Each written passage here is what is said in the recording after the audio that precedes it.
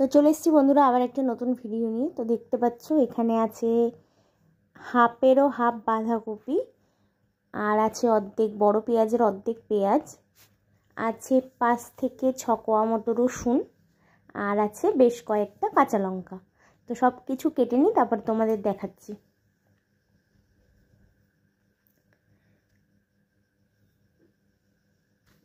তো বন্ধুরা সব কিছু কুচিয়ে নিয়েছি ভালো করে।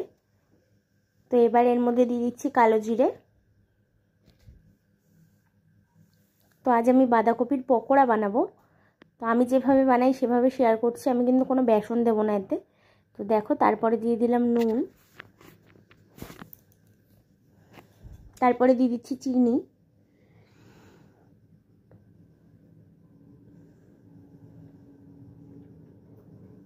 তো তারপরে দিয়ে দিচ্ছি অল্প একটু হলুদ। তো এই সব উপকরণগুলো দেখো আমি একসাথে ভালো করে চটকে মেখে নেব। তো এর থেকে এই যে সব কিছু একসাথে মেখে নেবো, এতে কিন্তু একটু জল ছাড়বে, ওই জলটাতেই কিন্তু আমাদের এটা মাখা হয়ে যাবে, এক্সট্রা কোনো কিন্তু জল দিতে হবে না। তো নমস্কার বন্ধুরা, welcome back to my channel Puja kitchen with food. তো তোমরা সবাই কেমন আছো? আশা করছি সবাই ভালো আছো, আর আমিও খুব ভালো আছি। তো দেখো পুরো মাখা হয়ে গেল আমার, খুব ভালো করে মেখে নিয়েছি। আর এটায় কিন্তু কেউ এক্সট্রা জল দিতে যাবে না, জল কিন্তু এটা এরকমভাবে চটকালেই জল বেরোবে, যেহেতু নুন চিনি সব দেয়া আছে। তো এবার আমি যেটা দেবো সেটা হচ্ছে ময়দা।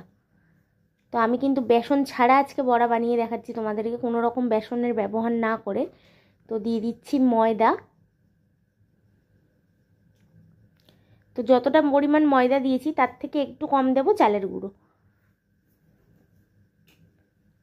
তো দেখো সব কিছু ভালো করে এইভাবে চটকে মেখে নেব, একটুও জল লাগবে না, আরও বেশ ভালো সুন্দর মাখা হবে। আর এতে করে কিন্তু বড়া অনেক সময় ধরে ক্রিস্পি থাকবে, ভেতর খুব ভালো করে ভাজা হবে। বেসনে দেখবে এটা ভ্যাদ ভ্যাদে টাইপের হয়, সেটা তো কোনো হবেই না, আরও বেশ সুন্দর ভাজা হবে। আর যারা বেসন পছন্দ করো না বা বেসন খেলে অসুবিধা হয়, তারা অবশ্যই এইভাবে বড়া খেয়ে দেখবে, বেসনের থেকেও বেশি টেস্টি হয়। তো দেখো মাখা হয়ে গেছে। তো আমি আরেকটুখানি ময়দা দিচ্ছি, এতে কিন্তু আর ময়দা না দিলেও চলতো, কিন্তু আমি যেহেতু বড়াটা এখনও আধ ঘন্টা মতো পরে ভাজবো, তাহলে কিন্তু অনেকটা নরম হয়ে যাবে ততক্ষণে। তো তার জন্য আমি একটু বেশি আঠা মানে শক্ত করে মাখছি, যাতে করে পরে আর নরম না হয়ে যায়। আমি যদি এটা সঙ্গে সঙ্গে ভাজতাম তাহলে কিন্তু ওই মাখাটাই ঠিক ছিল, কিন্তু যেহেতু আমি মানে আধ ঘন্টা 1.5 ঘন্টা পরে এই জিনিসটা ভাজবো, তার জন্য কিন্তু আমি একটু শক্ত শক্ত করে মাখলাম, এটা কিন্তু পরে ঠিক হয়ে যাবে। তো বন্ধুরা চলে এলাম আধ ঘন্টা পরে। তো তারপরে দেখো কড়াই দিয়ে দিচ্ছি সাদা তেল।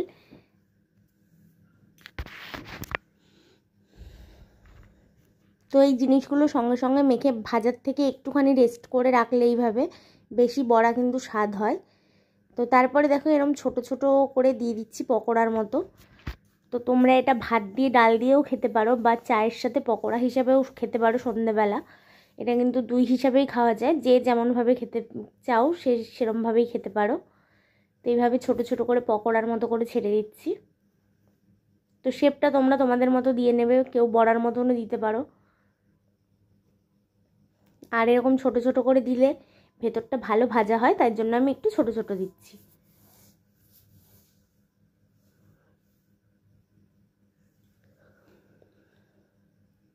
আর গ্যাসের ফ্লেমটা একদম লোতে দিয়ে ভাজবে, তাহলে কিন্তু ভেতর থেকে খুব ভালো সেদ্ধ হয়ে যাবে সব কিছু, আর ভাজা হবে খুব ভালো। তো গ্যাসকেও হাই ফ্লেমে দিয়ে ভাজবে না, বড়া সবসময় একটু আস্তে আস্তে ভাজলেই ভালো হয়।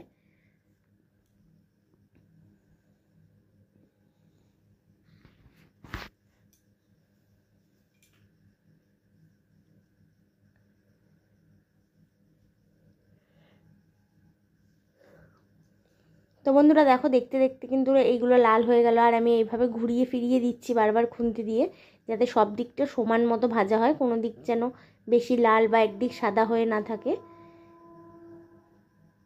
তার জন্যই এত নেড়ে দিচ্ছি, নেড়ে চেড়ে ভেজে নিচ্ছি চারিদিকটা। দেখতে পাচ্ছ এক এক দিক সাদা সাদা রয়েছে, এইভাবে যদি ঘুরিয়ে ঘুরিয়ে ভাজো তাহলে সব দিকটা সমান ভাজা হবে।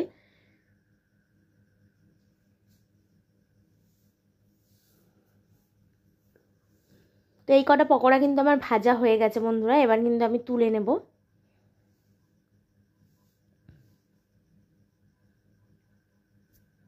একদম সুন্দরভাবে দেখো এই কটা ভাজা হয়ে গেছে।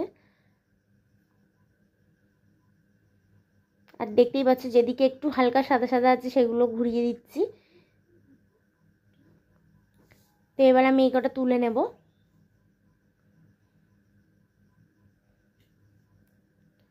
তো বাদ বাকি পকোড়াগুলোও কিন্তু আমি এইভাবেই ভেজে নেব।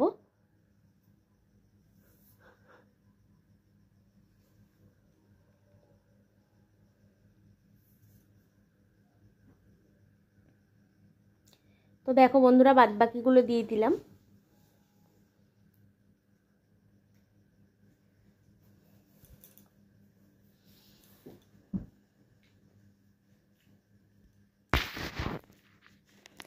তো এই সময় বাঁধাকপি তো বাজারে খুবই বেশি পরিমাণ পাওয়া যায়, তো অবশ্যই বাড়িতে এনে এইভাবে পকোড়া করে দেখো তোমাদের কেমন লাগে। আশা করছি ভালোই লাগবে। সন্ধ্যাবেলা কিন্তু চায়ের সাথে একদম আড্ডা জমে যাবে, আর বাচ্চা থেকে বড় সবাই খুব ভালো খাবে। অবশ্যই আমি যেই যেই জিনিসগুলো দিয়ে বানালাম সেগুলো দিয়েই বানিয়ে খেয়ে দেখো, তোমাদের বেসনের চাইতেও বেশি ভালো লাগবে, বেশি সুস্বাদু বা বেশি টেস্ট হবে। তো দেখো এইভাবে উল্টে পাল্টে ভেজে নিচ্ছি, এগুলোও সেম লাল লাল করে একটু ভেজে নেব। তো বন্ধুরা আমার ভিডিওগুলো যদি তোমাদের ভালো লেগে থাকে তো লাইক শেয়ার কমেন্ট করতে ভুলো না। চ্যানেলটিকে সাবস্ক্রাইব করে পাশে থাকা বেল বাটনটি প্রেস করে দিও, যাতে করে আমি ভিডিও পোস্ট করলে নোটিফিকেশান তোমাদের কাছে পৌঁছে যায়। তো এইভাবে দেখো সব কটা ভেজে নিই, তারপর তোমাদের দেখাচ্ছি কেমন হয়েছে। আর অবশ্যই মানে কেমন হয়েছে তোমাদের বলবো, আর আওয়াজটাও শোনাবো, শুনলেই বুঝতে পারবে কতটা ক্রিস্পি হয়েছে। তো বন্ধুরা দেখো আওয়াজগুলো শোনো।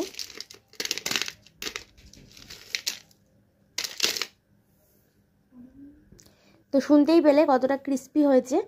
আর অবশ্যই বাড়িতে ট্রাই করো, আর ভিডিওটি ভালো লাগলে একটা লাইক শেয়ার কমেন্ট করতে ভুলো না। তো দেখা হচ্ছে আবার একটা নতুন ভিডিওর সাথে, ততক্ষণ সবাই সুস্থ থেকো আর ভালো থেকো।